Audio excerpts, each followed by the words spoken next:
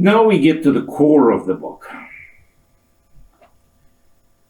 Very often you'll find books about elections, and in particular about election law, that are done on the basis of analyzing a campaign overall or the vote and its aftermath, either on a topic-by-topic basis or simply following the outline of the Canada Elections Act. I decided to do something a little bit different. My book is in the form of a diary, in fact, a lawyer's diary, showing in chronological order, day by day, what happened. I use as a prelude to the book the entire 42nd Parliament, which lasted from 2015 to 2019. I look at the pre-election period, and this is the first time we've had one of those.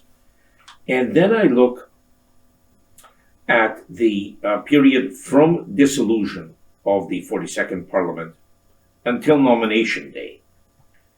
And just to give you a little bit of the flavor, for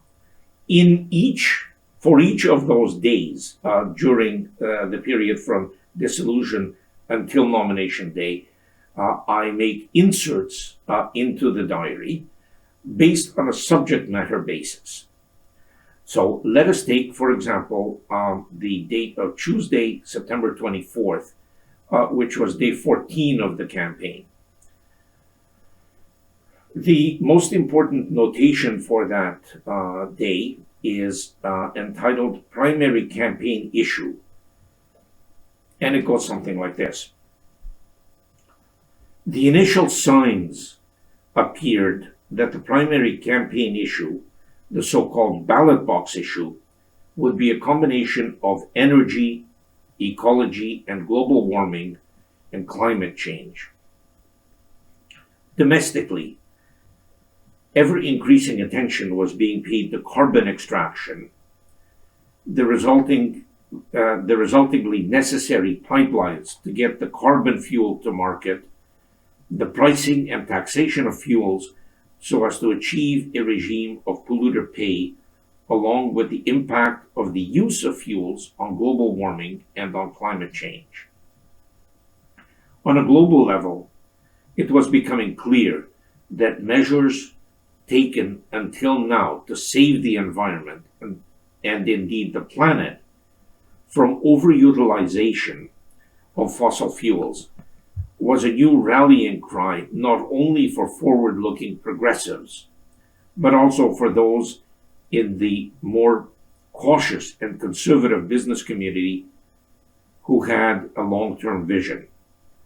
In this context, Greta Thunberg, in particular through her appearance at the United Nations, became an icon in the same manner as Malala Yousafzai had been a few years earlier regarding religious tolerance.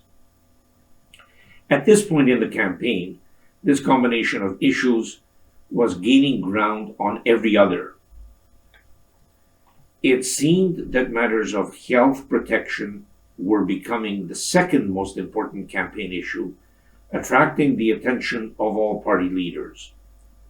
The manner in which the present study focuses on these issues must be to look not so much at the divergent political promises or even their costing, but rather at the way to accomplish the goals set by the use of constitutional authority, legislative provisions, and policies and programs to support the legislation.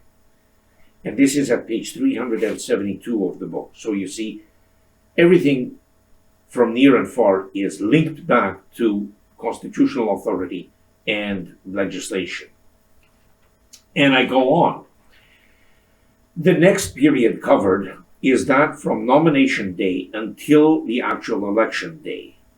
And here again, as an example, I draw from the text a notation from Monday, October 7th, which was day 27 of the campaign, which is related to you at page 435 of the book.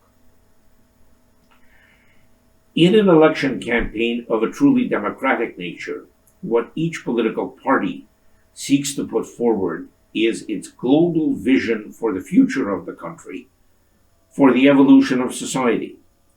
Such a future rests largely, though not exclusively, on the rule of law.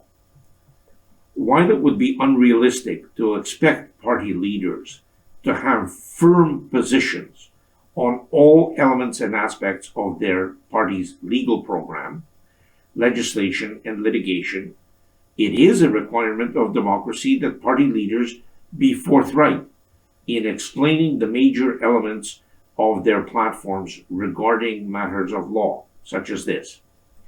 Deliberately vague, prevaricating, or worse yet, misleading statements are unacceptable because they lead to an uninformed electorate.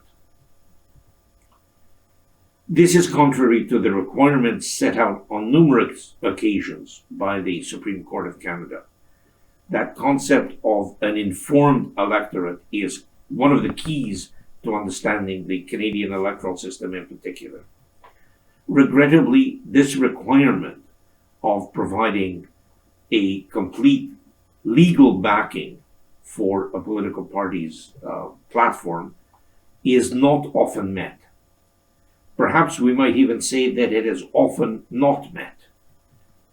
Playing games with the truth about one's party's position on issues of major legal significance is not sound politics. More to the point, it's not democratic. We go on in time.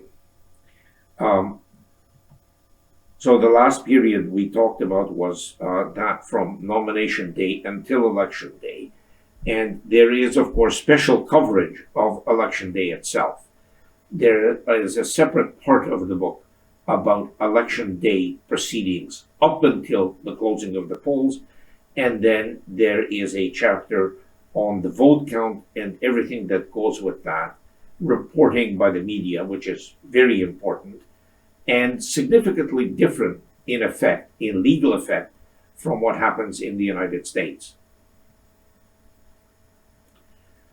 Then there is a chapter dealing with the after effects of election day that is critical in two respects. It goes from election day until the formation of a new government and until the opening of the 43rd Parliament.